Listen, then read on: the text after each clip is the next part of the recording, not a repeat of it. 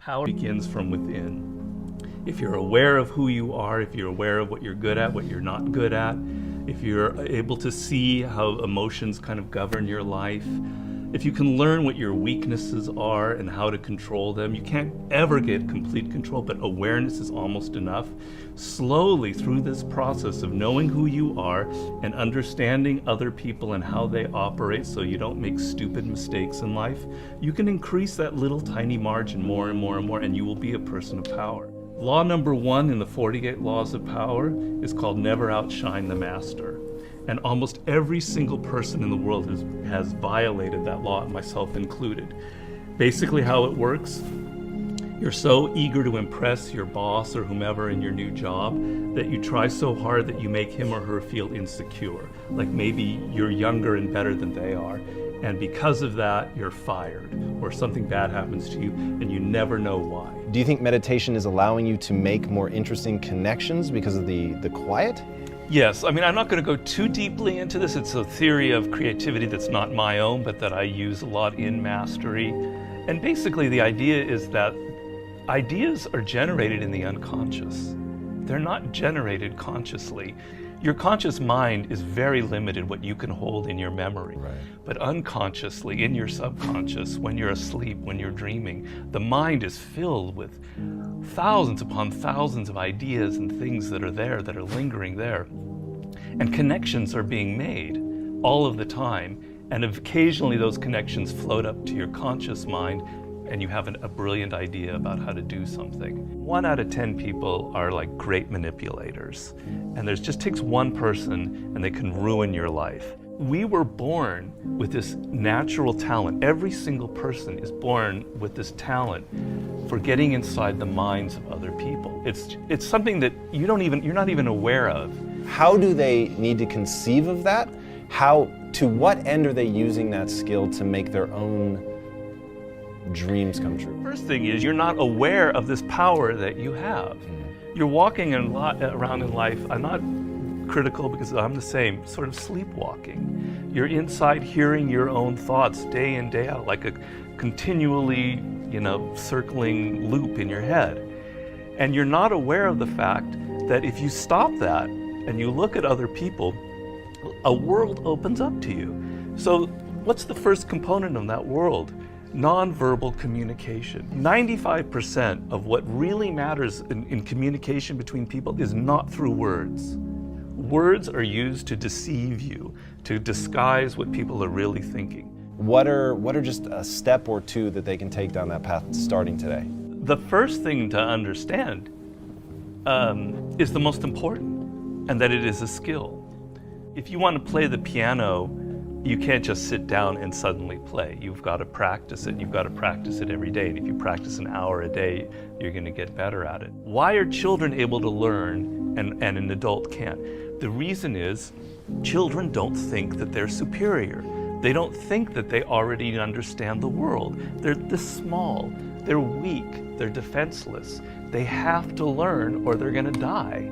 They have to learn how to speak the language. They have to learn what's going on with their parents, or they're literally going to die. Do you have tricks that you use for ensuring that genius does not become a young man's game, that your books truly get better and better over time? Basically, every time I begin a book, I'm deathly afraid of failing. I feel like, it's not going to sell as well as the last book. I'm losing it. I got to go back to square one. Each project, each thing that you do in life, you have to kind of create that feeling in the gut like, I don't know if I'm going to be able to pull it off. I don't know if I can go 12 rounds with Floyd Mayweather this time. I don't know it. The secret really to success in life, I have to say, is retaining, I talk about this in Mastery, is retaining your childlike qualities. If you're completely a child, that's not going to work. Negative capability is rule number 1 for being a creative person. And if you don't follow anything else in Mastery, that would be enough. The ability to keep 2 ideas that contradict each other in your mind without feeling uncomfortable, without having to come to a conclusion. You can think about something without rushing to judgment and conclusion. You can be in the moment. You can say, well, it could be this, it could be that, it could be that. And you don't have to decide whether it's A, B, or C. You're open to adopting 3 or 4 different viewpoints. If you love music, don't quit your job and play guitar. Like, you're gonna have a hard time feeding your family. But you have advice for them. What is that advice? Yeah, but people say, live your passion. So these are cliches, and nobody changes their life based on a cliche. You've got to do hard work, and to do hard work, you have to have a roadmap. Somebody has to show you step to get there. Working for yourself, starting your own company, doing what you love should be everybody's goal. The process begins by first knowing what you really love. And believe me, I do a lot of consulting. A lot of people have no self-awareness. They don't even really know what it is that they were meant to do in life. They loved music when they were a kid, but then they got into law or whatever because of their parents, and then they don't know who they are anymore. Well, do I really like music?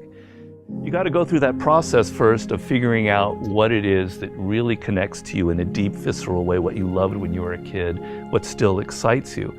Once you go through that and you understand it and you've got some clarity about it, okay, how do I incorporate that in my life? So if you're 23 years old, it's a little easier. I love music, but I'm not a musician because I've not been practicing it. I just love music. But I have a real good sense of business. I've been studying business and I have an MBA, etc. Okay, I've got to now find a way to craft a career that combines my knowledge of business and my love of music. And if I follow that and I do it smart and I plan it out, eventually what starts out with more business than music will end up becoming more creative as I get better and better at it.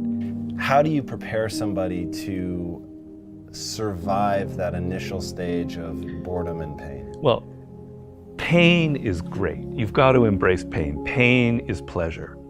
You've got to make the connection between the physical and the mental.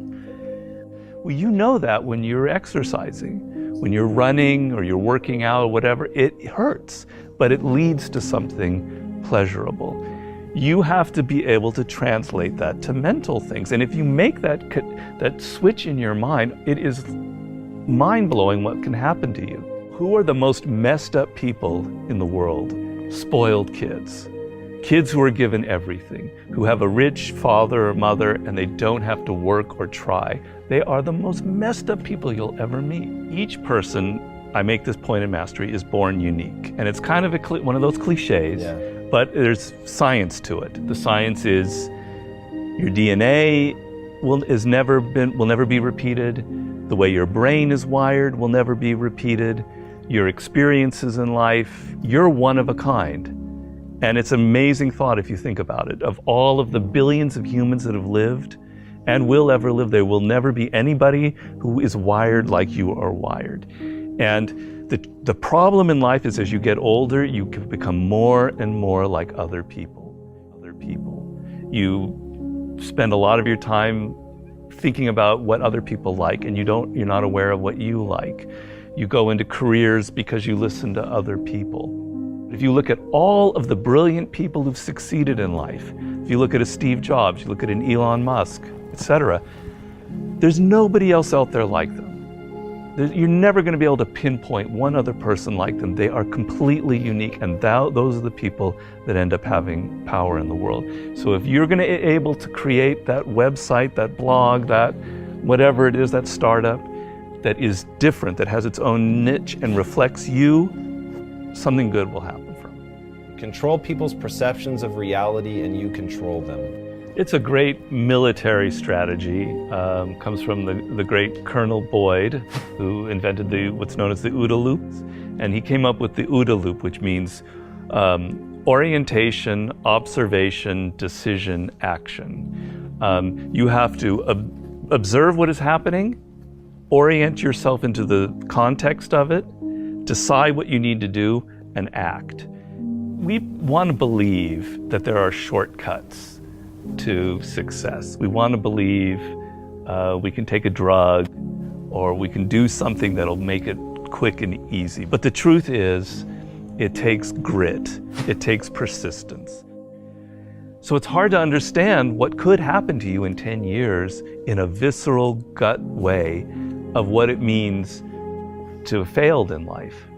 And to me, failure in life is not having money. It's not realizing your potential. You're 60 years old and you said, I could have been this, and I never did it. That's like the worst thought I think anybody can have. And you don't think about it in the moment because your life is okay.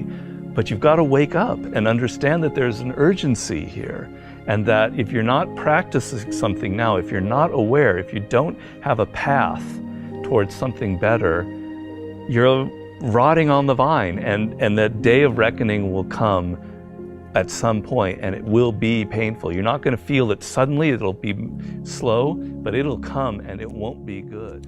Just being aware that you now have a plan is enough to lift you out of that depression.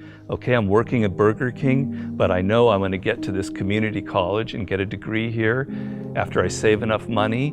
Having a goal is like, will change you completely from being depressed or not taking care of yourself to being energized and moving in the right direction.